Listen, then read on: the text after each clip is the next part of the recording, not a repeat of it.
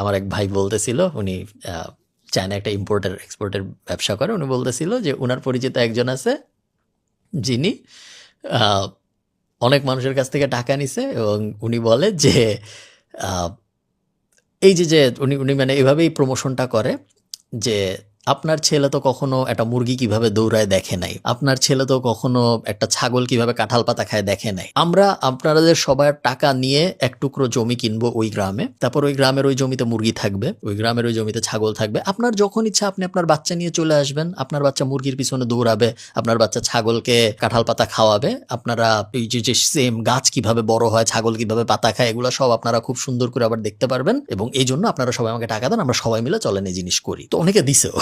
এবং এই এই যে মডেল, যে অন্যের টাকা নিয়ে আমি ব্যবসা দাঁড় করাবো, এই মডেল খুব একটা স্মার্ট মডেল না। এবং এই মডেলে বেশিরভাগ সময় লাভের থেকে ক্ষতি হয়। আপনার ক্ষতি হবে, যে টাকা নিতেছে তার ক্ষতি হবে না, তার তো লাভ হবেই, বাট যিনি টাকাটা দিচ্ছে তার ক্ষতি হবে। আমরা ছোটবেলা থেকে বাংলা সিনেমায় দেখে আসছি যে ভাইয়ে ভাইয়ে জমির ক্যাচাল, বাপে ছেলেতে জমির ক্যাচাল, ভাই বোনদের মধ্যে যে সম্পদ ভাগাভাগি নিয়ে ক্যাচাল। এবং আপনি যদি কখনো কোর্টে যায় দেখেন যে বাংলাদেশে কি পরিমাণ রায় পেন্ডিং আছে জাস্ট অ্যাসেটের ঝামেলা নিয়ে। যে জমি এমনও হয়েছে যে একটা বাসা, সেই বাসায় 3 রুম, ওই এক ফ্ল্যাটই বাপ মা ছেলে মেয়েকে বুঝাই দিয়ে গেছে, সেই 3 রুমের মাঝখানে দেয়াল দিছে তার কারণ। এবং তারপর ওই দেয়ালের ভিতরে আবার দরজা বানাইছে, দরজা বানায় সেই দরজা আবার লক লাগাইছে, কারণ এখন তো ওটা সে বেচবে, কিন্তু এ বেচবে না, এ ভাড়া নিতে চায় আবার এ ভাড়া দিতে চায় না। এখন ওইটারে এক বিল্ডিং এর এক অ্যাপার্টমেন্টের 2 ভাগ করে এখন 2জন আলাদা করে ভাড়া দেয়, এবং তারপরে সে ভাড়ার টাকা খায়। সেইখানে আপনি ভাবতেছেন যে না, র্যান্ডম একজনকে টাকা দিছি, কিছু তো হইতেছে না,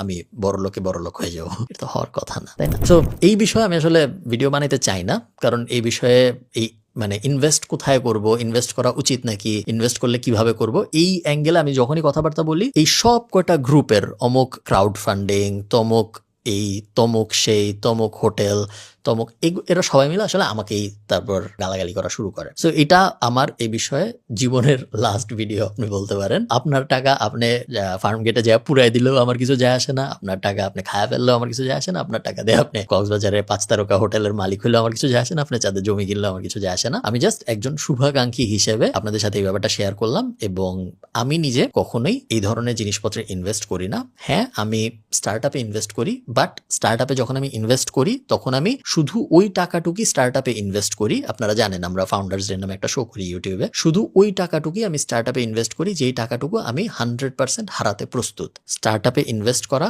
বিজনেসে ইনভেস্ট করা, যতগুলা ইনভেস্টমেন্টের ফর্ম আছে তার মধ্যে রিস্কিয়েস্ট, কারণ আপনি একটা কোম্পানিতে টাকা দিচ্ছেন, সেই কোম্পানির কি হবে এটার কোনো কন্ট্রোল আপনার হাতে নাই, এবং ওই কোম্পানি